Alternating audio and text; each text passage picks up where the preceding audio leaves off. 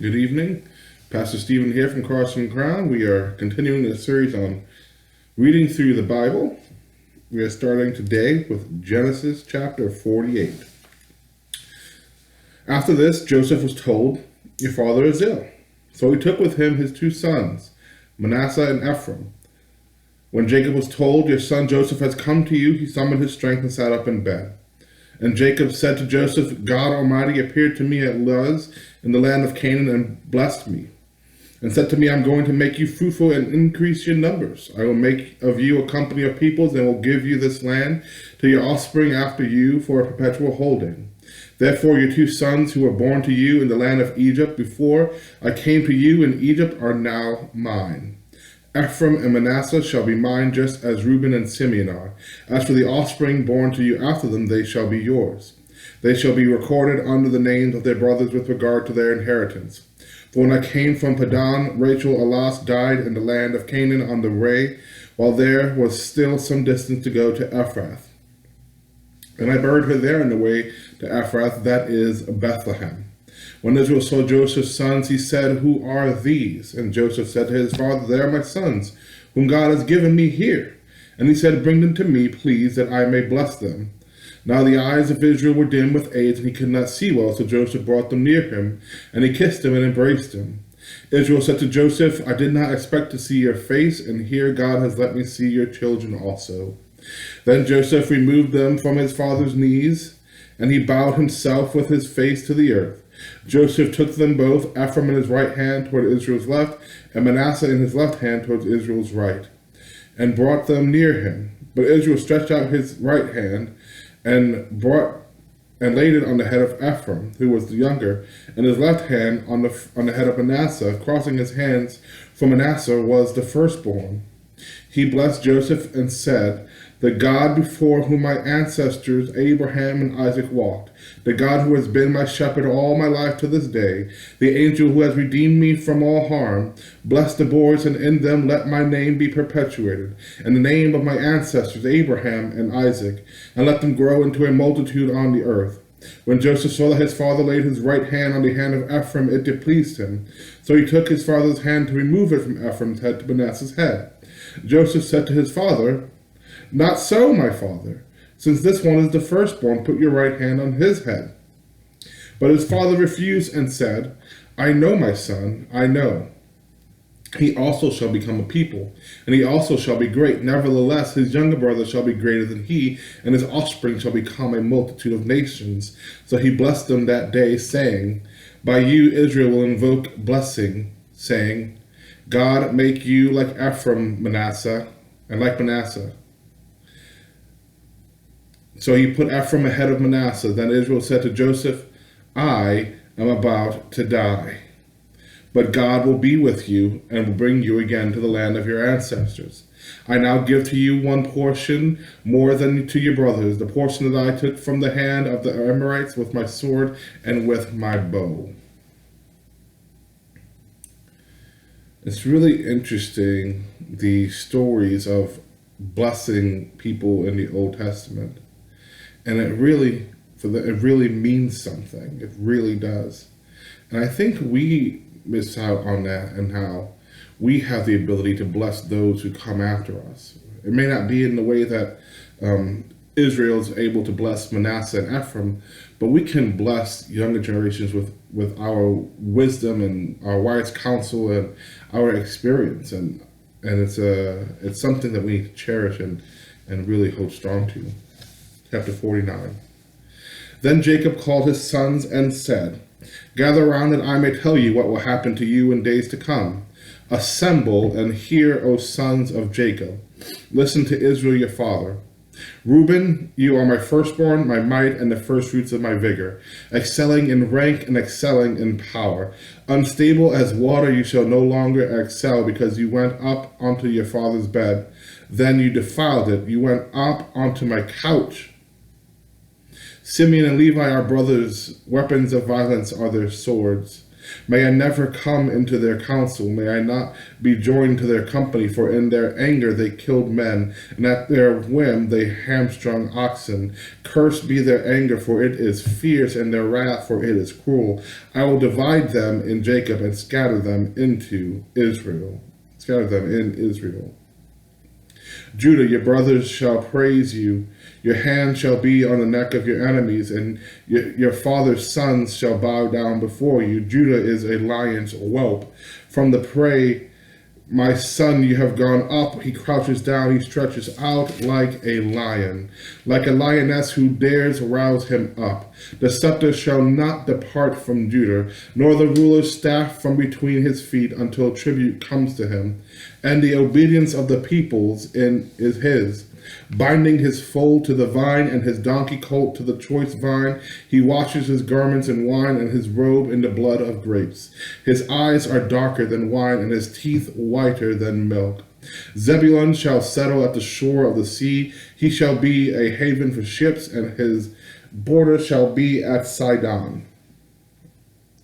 Issachar is a strong donkey, lying down between the sheepfolds. He saw that a resting place was good, and that the land was pleasant, and so he bowed his shoulders to the burden and became a slave at forced labor. Dan shall judge his people as one of the tribes of Israel. Dan shall be a snake by the roadside, a viper along the path, to bite the horse's heel so that its rider falls backward. I wait for your salvation, O Lord. Gad shall be raided by raiders, but he shall raid at their heels. Asher's food shall be rich, and he shall provide royal delicacies. Naphtali is a doe let loose that bears lovely fawns. Joseph is a fruitful ball by a spring. His branches run over the wall. The archers fiercely attacked him. They shot at him and pressed him hard.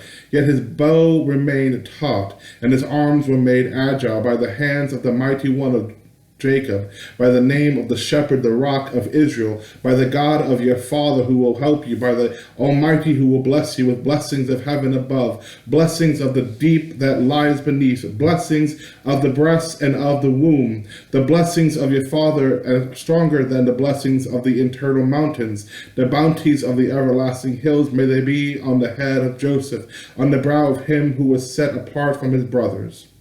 Benjamin is a ravenous wolf, in the morning devouring the prey, and at evening dividing the spoil. All these are the 12 tribes of Israel, and this is what their father said to them when he blessed them, blessing each one of them with a suitable blessing. Then he charged them, saying to them, I am about to be gathered to my people. Bury me with my ancestors in the cave in the field of Ephron the Hittite, in the cave in the field at Machpelah, near Mamre, in the land of Canaan, in the field that Abraham bought from Ephron the Hittite as a burial site. There Abraham and his wife Sarah were buried. There Isaac and his wife Rebekah were buried. And there I buried Leah.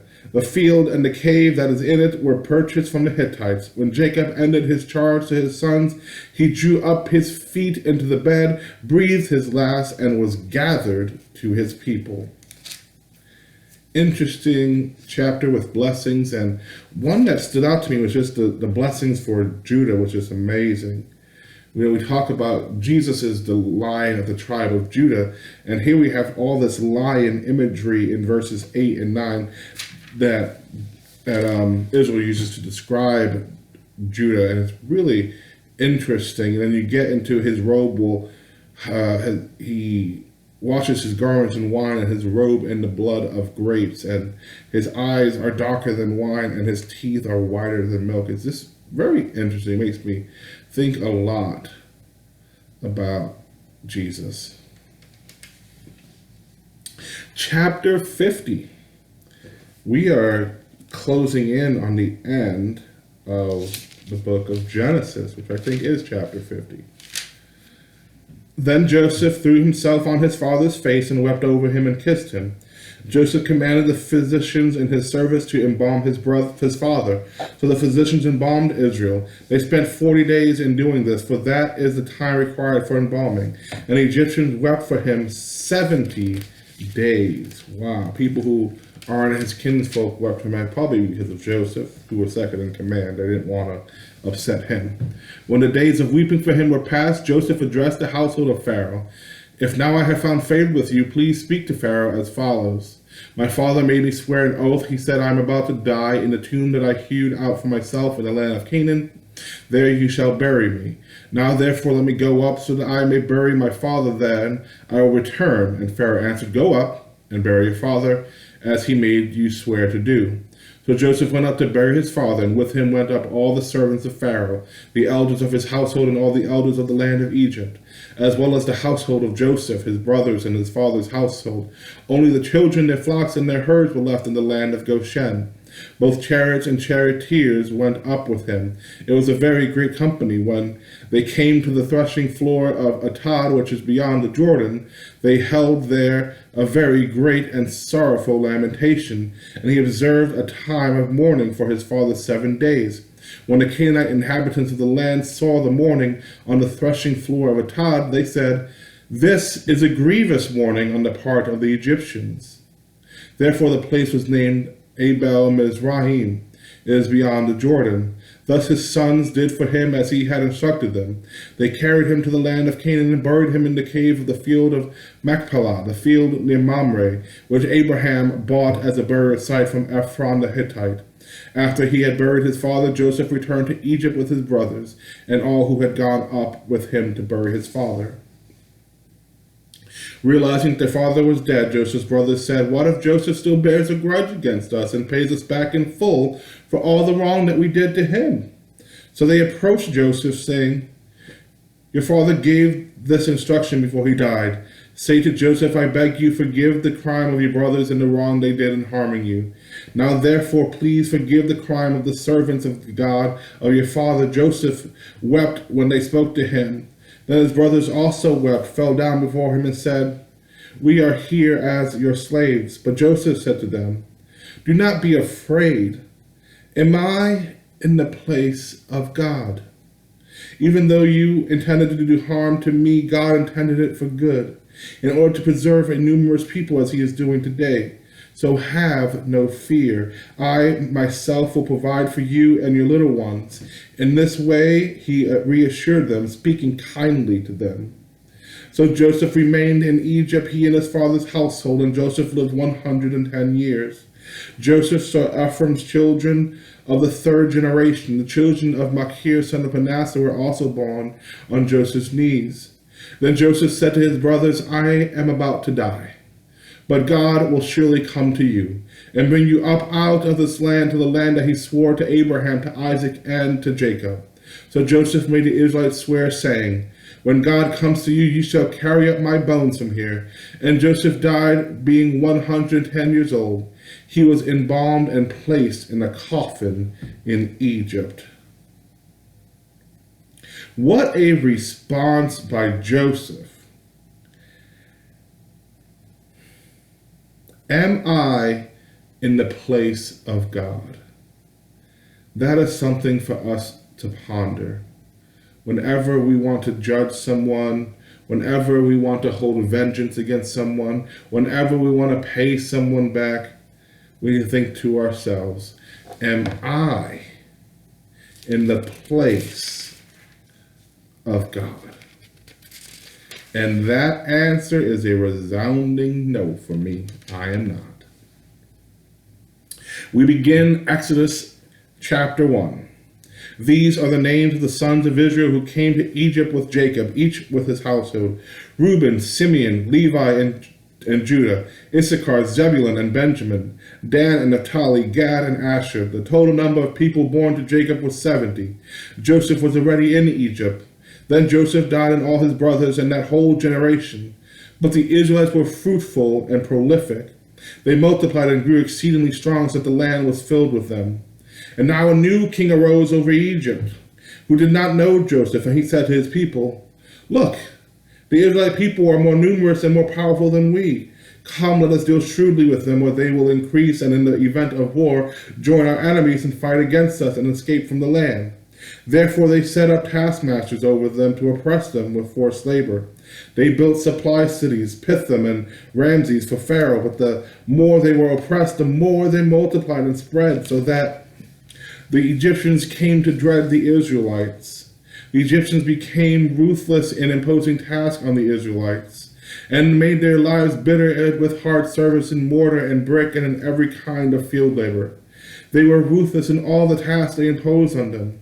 The king of Egypt said to the Hebrew midwives, one of whom was named Shiphrah and the other Puah, when you act as midwives to the Hebrew woman and see them on the birth stool, if it is a boy, kill him, but if it is a girl, she shall live. But the midwives feared God, not Pharaoh. They did not do as the king of Egypt commanded them, but they let the boys live. So the king of Egypt summoned the midwives and said to them, why have you done this and allowed the boys to live? The midwives said to Pharaoh, because the Hebrew women are not like the Egyptian women, for they are vigorous and give birth before the midwives come to them. So God dealt well with the midwives, and the people multiplied and became very strong. And because the midwives feared God, he gave them families. Then Pharaoh commanded all his people, every boy that is born to the Hebrews you shall throw into the Nile, but you shall let every girl live. It's amazing what happens when time passes. One generation has passed and already Joseph is forgotten in Egypt. That's why we must keep the memories of those who have gone on before us alive through talking about who they were and what they did and what they stood for.